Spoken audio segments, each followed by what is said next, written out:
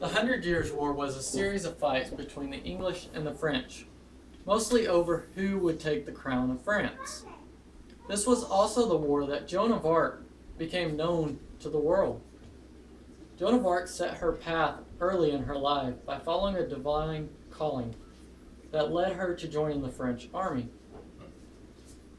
The actions and decisions she made while in the French army and on her path left her with a legacy that continues to outlive her. Joan of Arc was born January 6, 1412, on a farm in Domremy, France, during the Hundred Years' War. And according to the Encyclopedia of World Biographies, at the age of 13, Joan of Arc began hearing voices. These voices were from saints, Saints Margaret, Catherine, and Michael. They told her about the pitiful state that France was in. They also told her that she needed to help save the crown of France. They effectively set her on her divine path. So, because of this, she sought out an audience with future King of France, Charles VII.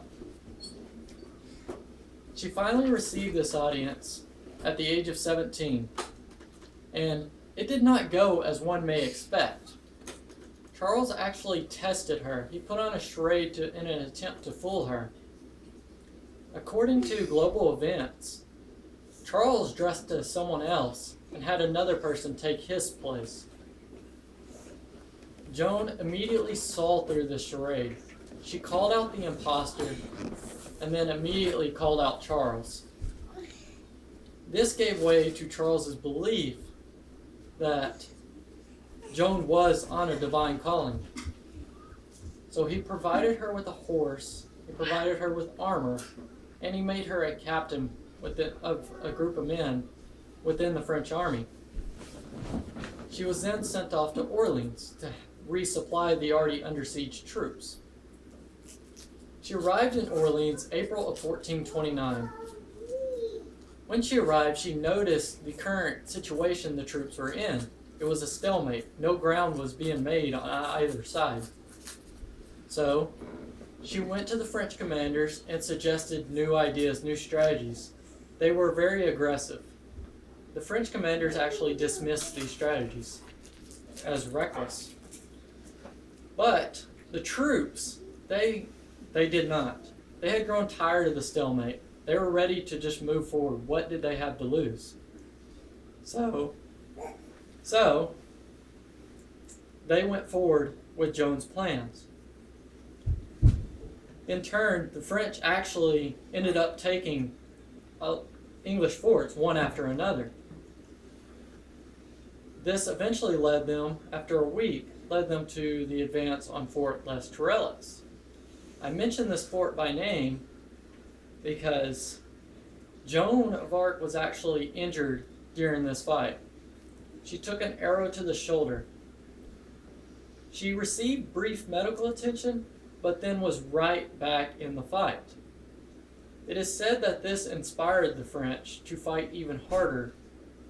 So, this eventually led to their victory at Fort Les Tourelles and ended the siege of Orleans. This also led for her name of the Maid of Orleans.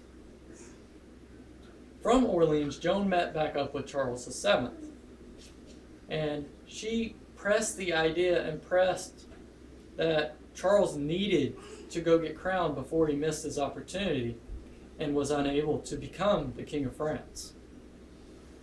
Charles eventually listened to her, and Joan of Arc was actually by Charles's side when he was crowned King of France. She was then sent off to defend the city of Compiègne from Burgundian attackers. The Burgundians were allied with the English at the time. Well, Joan of Arc went to attack one of the Burgundian encampments. Her attack failed. She was forced to retreat. Upon her arrival at the city of Compiègne, she found herself shut out. She was unable to enter the city, her and a few rear guardsmen.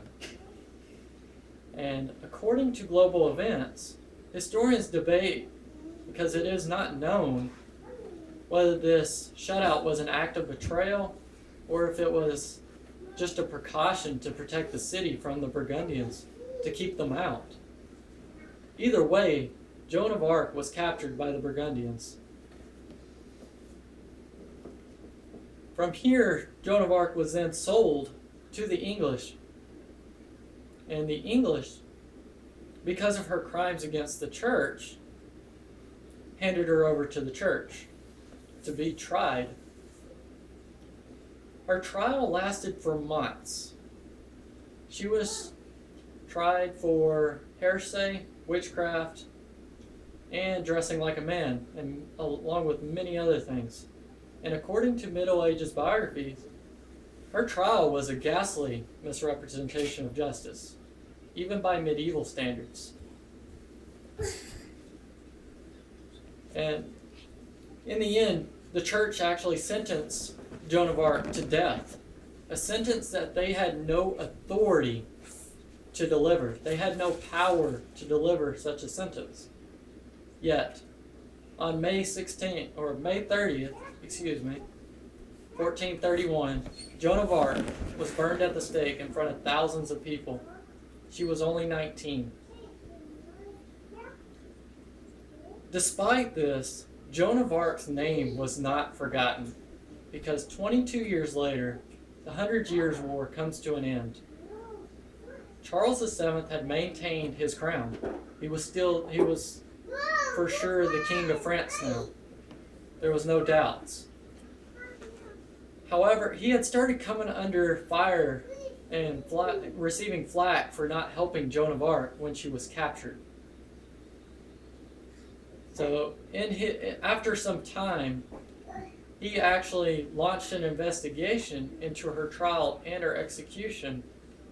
He had the church look into it. Well, 3 years later, in 1456, the church nullified Joan's sentence.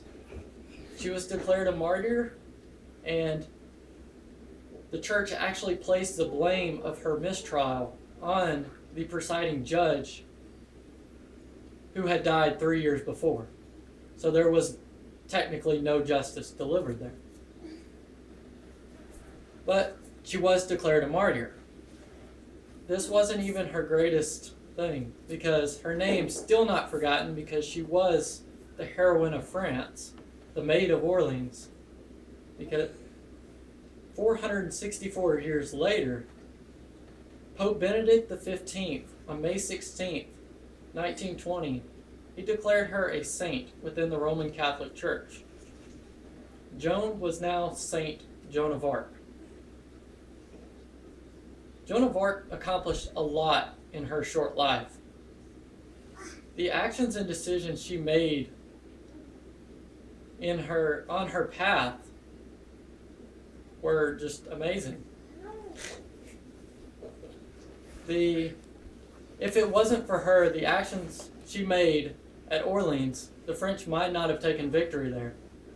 And had she not pressured Charles into gaining the crown or becoming crowned, he may not have the crown.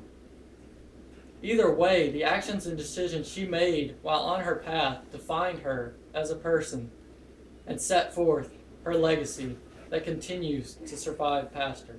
Thank you.